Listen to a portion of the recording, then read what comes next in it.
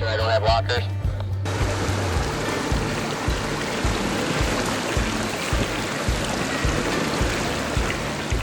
Hello, it's Ryan with Backroad 4x4 and the Ozark Recovery Team. I wanted to go over some basic things we want people to bring with them when we're going out on 4x4 rides. A lot of times you don't think about this kind of stuff, but when you start getting out into the remote areas of the Ozark, Boston Mountains, Plateau, you get into the deep valleys and hollers, some of this stuff becomes very, very nice to have. So we're going to go through some of the things. First off is a fire extinguisher. I recommend the Element fire extinguisher. This is a solid, like a road flare type. This one is by far the best. It doesn't go bad. You can keep it within reach of the driver.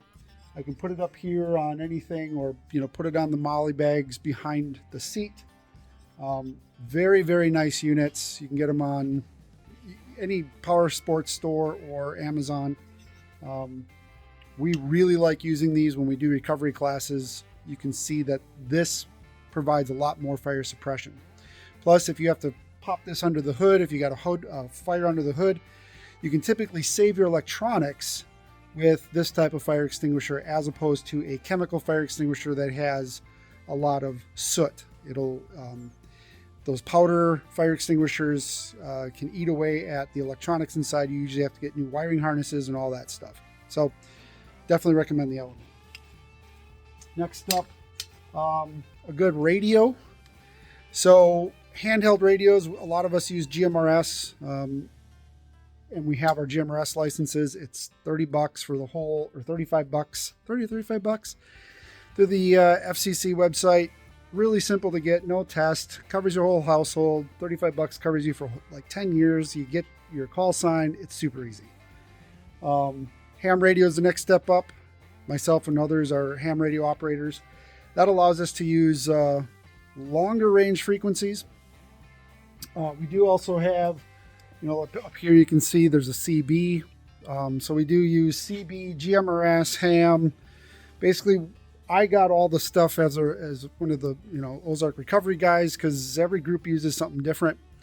Some people use their cell phones, but again, when you're out in the backcountry, there's just no way to get communication back there. We definitely recommend like Garmin InReach, which is satellite communication. Starlink is now partnered with T-Mobile. So I mean, you're starting to see satellite reception stuff, which is a really handy way to do it. So communication and fire suppression, we covered that. Next up, we want to have a good first aid kit. This is the My Medic Recon bag.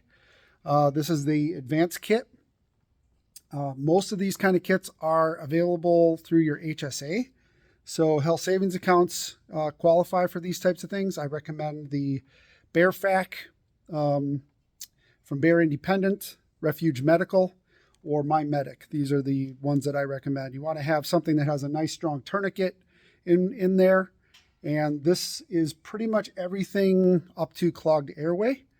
I have a little bit of experience using it, but getting advanced usage training for first aid and CPR, definitely recommend it.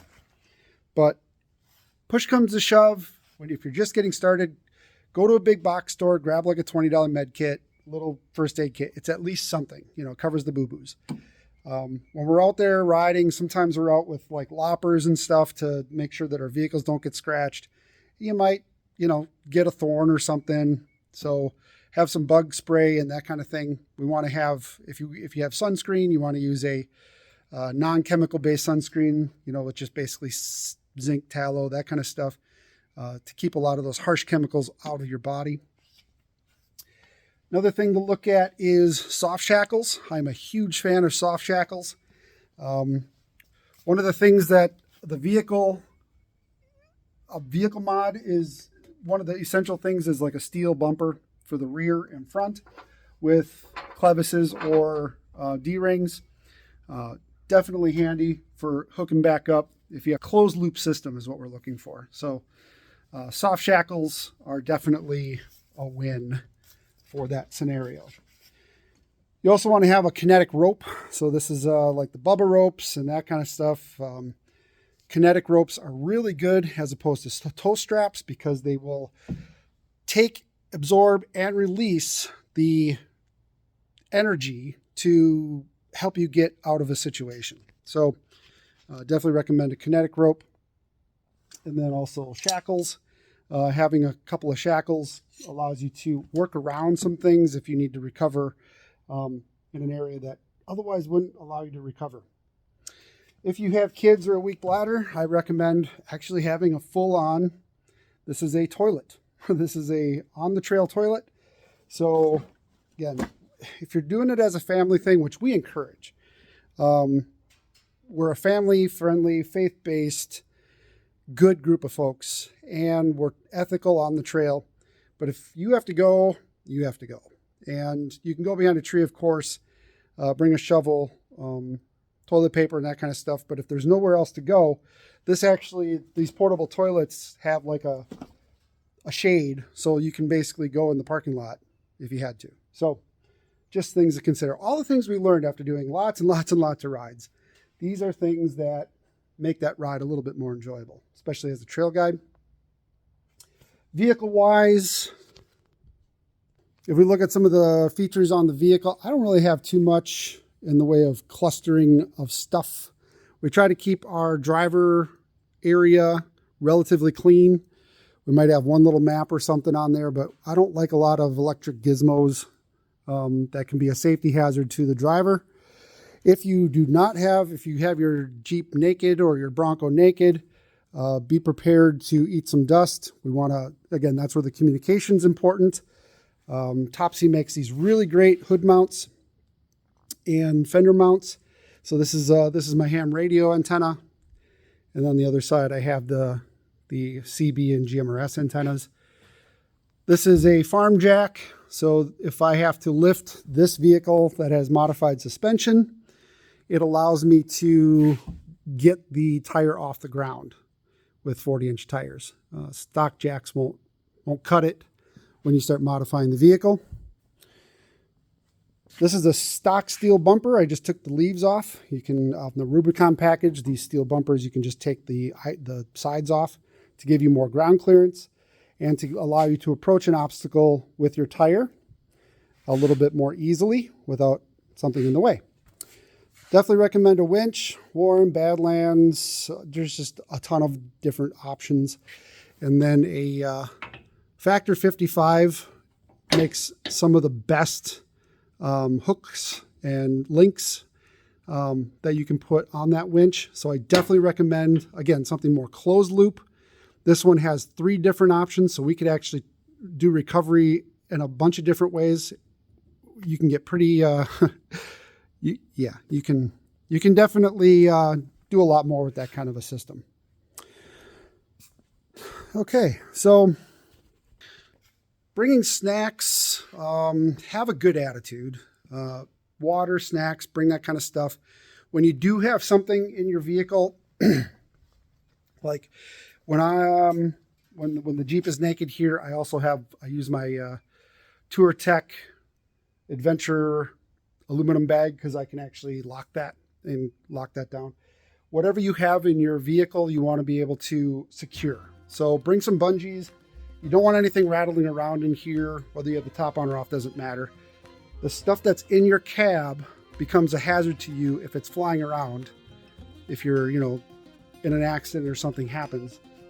These are projectiles. You don't want this big, huge piece of metal slamming you in the head. So you got to secure all of your equipment. It's just the right thing to do. Wearing your seatbelts and such, definitely recommended. We definitely also like to see people bringing the bags that go on the back of the tires. So we try to clean up the trails when we're out there. We leave the trails cleaner than what we found them. And police your butts. If you have cigarettes and such, you gotta clean up. You don't want to be throwing that stuff out in the woods.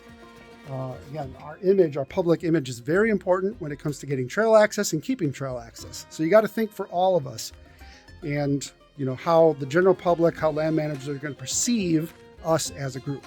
So these are just some of the things to bring along. There are others, of course, but communication, first aid, fire extinguisher, or fire suppression, and good attitude. We're going to go out there. We're going to have a lot of fun. We're going to explore a lot of cool stuff together. Equipment for yourself. Have an over-the-ankle boot if you can, over-the-ankle tennis shoe. Do not just wear flip-flops, especially if we're out in the rock gardens and stuff and we're crawling around in trails. Bring flip-flops, of course, if we're going to be sitting at a sandbar or, you know, taking a break and doing some swimming or something. But your primary vehicle driver should have over-the-ankle protection on their feet. All right, we'll cover more in other videos. This is Ryan with the Ozark Recovery Team and Backroad 4x4. We'll see you out there.